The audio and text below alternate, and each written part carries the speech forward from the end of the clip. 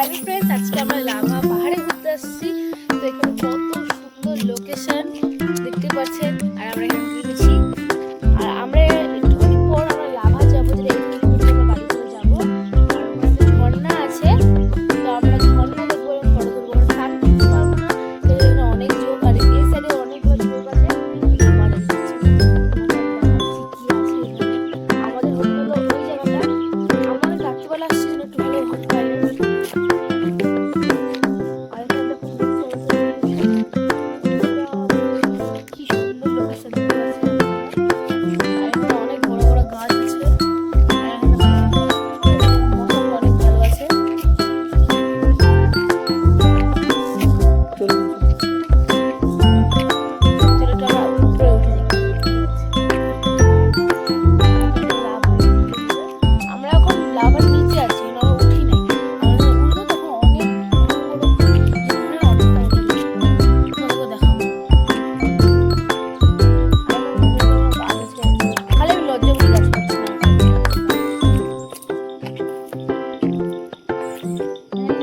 চলতে হবে, কোনো সময় যুগ চলে আসবে পারবে না।